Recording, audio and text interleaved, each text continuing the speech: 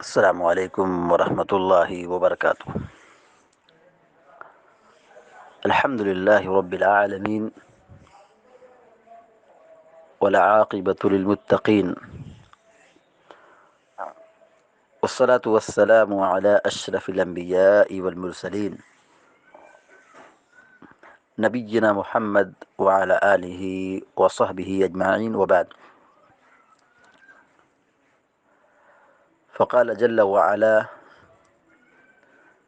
اعوذ باللہ من الشیطان الرجیم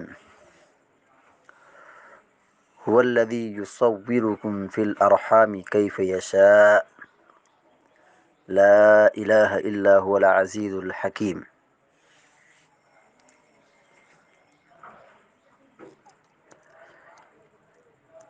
تیسرا پارہ سورہ آل عمران کی آیت نمبر 6 ابھی آپ کے سامنے تلاوت کی گئی ہے۔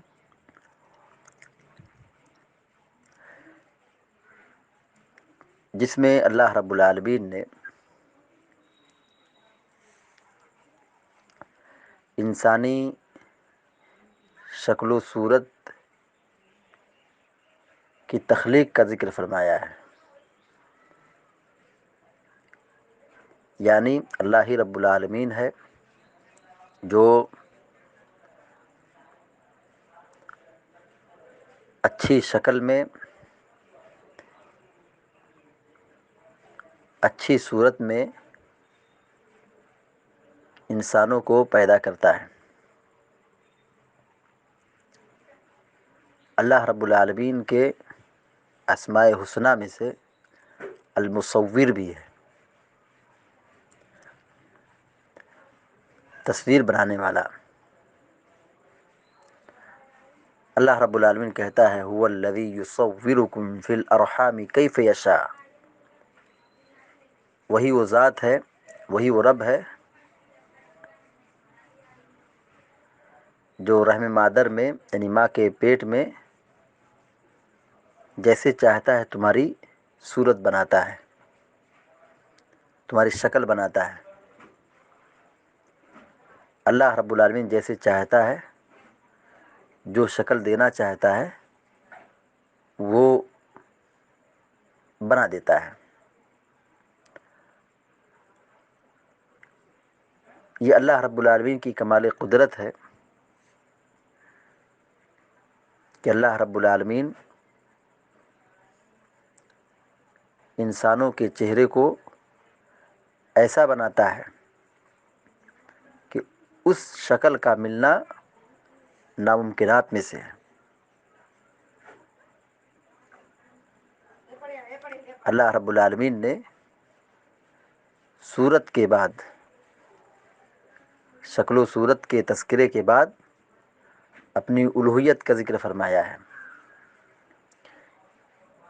کہ لوگوں کے دلوں میں یہ نقطہ بٹھا دیا جائے، لوگ اچھی طرح سمجھ جائیں کہ جب اللہ ہی رب العالمین کی وہ ذات ہے جو انسانوں کو پیدا کرتا ہے اور بہترین شکل عطا کرتا ہے اور جیسے چاہتا ہے پیدا کرتا ہے، اور ویسی صورت، اپنی جیسی صورت کا اگر آدمی خود دیکھنا چاہے تو وہ نہیں دیکھ سکتا ہے، نہیں پا سکتا ہے، بہت مشکل بلکہ ناممکنات میں سے ہے۔ اللہ رب العالمین نے کہا لا الہ الا ہو، اللہ رب العالمین کے علاوہ کوئی معبود نہیں ہے، حقیقی معبود اللہ رب العالمین کی ذات ہے۔ لا الہ الا ہو اے لا معبود بحق الا اللہ، اللہ رب العالمین کے علاوہ کوئی معبود برحق نہیں ہے۔ العزیز، جو بہت غلبے والا ہے، بڑی قوت والا ہے، وہ ہر چیز پر غالب آ جاتا ہے، اس پر کوئی چیز غالب نہیں آتی ہے۔ الحکیم، اللہ رب العالمین کی دوسری صفت یہ ہے کہ وہ بہت حکمت والا ہے، اپنی حکمت و دانائی سے وہ فیصلہ کرتا ہے، وہ پیدا کرتا ہے، وہ تصویر بناتا ہے۔ تو اس آیت کریمہ میں اللہ رب العالمین نے اس بات کا تذکرہ کیا ہے کہ وہی انسانوں کی صورت کو، انسانوں کی شکل کو بنانے والا ہے، اور اللہ رب العالمین نے انسان کی شکل کو بہت خوبصورت بنایا ہے، وہ چاہے وہ جس بھی کلر کا ہو، انسان کا چہرہ، انسان کی شکل یہ سب سے خوبصورت ہے۔